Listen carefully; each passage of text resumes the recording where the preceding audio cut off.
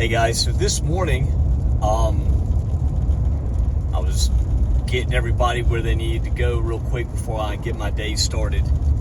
And I heard in my spirit, get up and walk. And I started thinking, get up and walk. And you know what it brought me to? It brought me to the Israelites being in the desert. And how they literally walked with the Lord the entire time He was with them. Their sandals didn't wear out. Their clothes didn't wear out. Did you ever notice that in the text, how it's telling you something there, but when the first 5 times I read it, I didn't really understand. They didn't age. And that's because the literal glory of the Lord covered them. And it makes me wonder, did they, the time they were in the desert, did they have their light bodies? Were they different flesh, meaning, glorified? Or were they just in the presence of the Lord and that glorified Him? Because either way, the Lord can do what pleases Him with His power and the might by His will. But when I heard get up and walk, the first thing I thought of was the Israelites in the desert. And that is the message, get up and walk.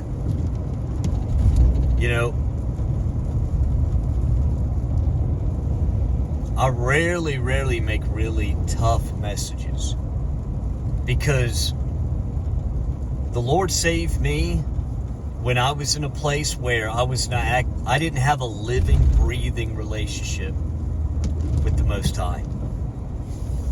And all I had to do was just turn around. I just had to literally do a 180, and He was standing right behind me. He was right there. And when He reached out His hand for me, I immediately reached. I could not wait to reach out and grab His hand. And we're all in different stages of our journey.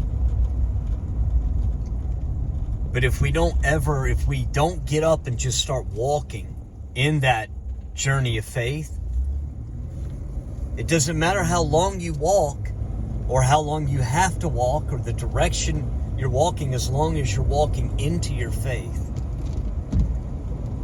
then I know we'll all overcome, we'll all make it. And I have said this before, I made a tough message, my last message. But that's the cup the Father gave me.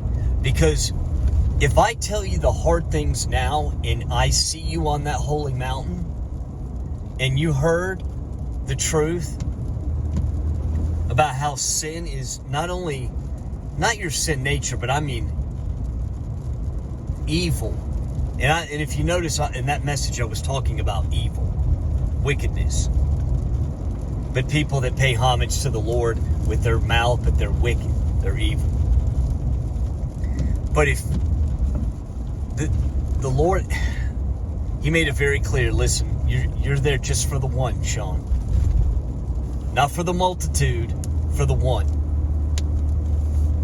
And, if I share a tough message and I see you on that holy mountain, which is my great wish. That is my great wish. And I can come see you and stand with you beside the great waters. I think all will be forgotten at that point. But again, if we don't get up and walk in our faith, then and you would say, where are we walking? What's our destination? Our walking in our faith. That's exactly what the Lord was telling me. Doesn't mean you're going to be perfect. We're all going to struggle. Okay, no, none of us are righteous. None of us are good. Only one.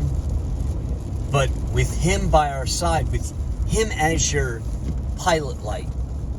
I love that. I love that word, those two words together, because,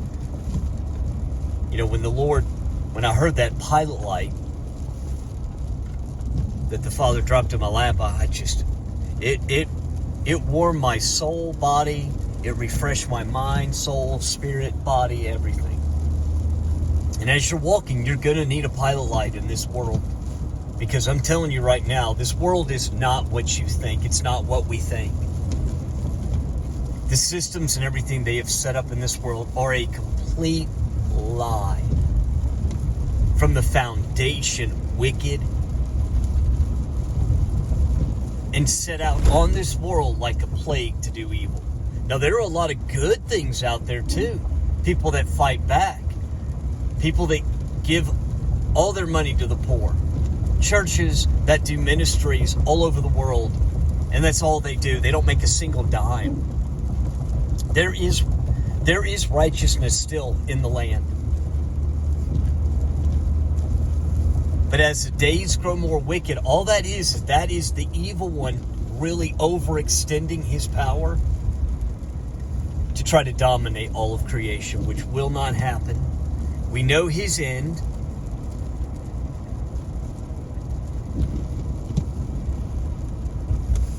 But as we're walking in our faith and we're starting to pick up on things in the world, I mean, I didn't get the luxury 7-8 years ago of just slowly waking up. Literally, the Father in heaven, he ripped the scales. He didn't gently pull the scales off my eyes, and I did not understand why. I at the time I felt kind of alone, isolated, because I was coming into this wisdom, and I was not ready. At least I thought I wasn't ready. I can say that now, but I was ready. And the Lord showed me what this world truly is. There will come a day when all the wicked are laid low. And I mean on their knees, groveling before the Lord.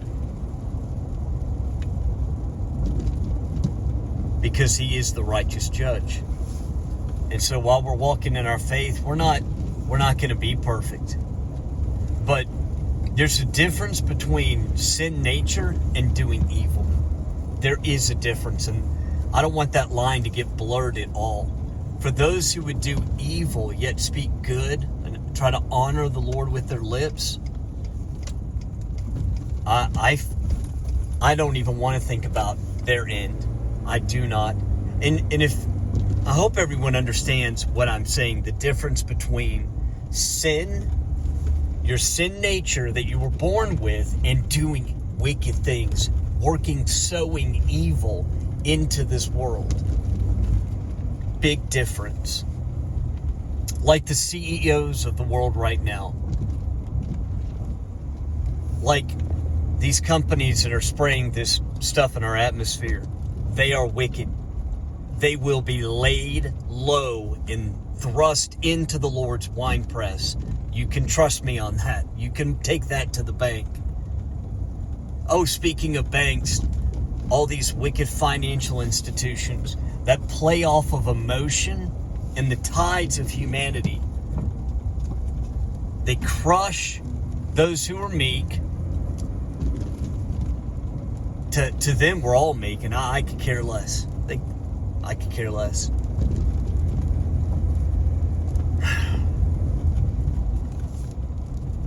You know, the world around us, how they've tried to construct it around us. They've tried to give cookie cutter, creation to us, and then spoon-fed it to us, which is a lie. I have seen, the Father has shown me what creation is. And I can never thank him enough for that. But to put it into context where people understand is very difficult. Very, very difficult. I'll leave with this. Get up and walk in your faith. Don't wait. Go to the Word. Read the Word. Pray daily. If you have the power and the strength through the Lord and you want to lean into him harder, fast. And as you're fasting, continue to pray and be strong.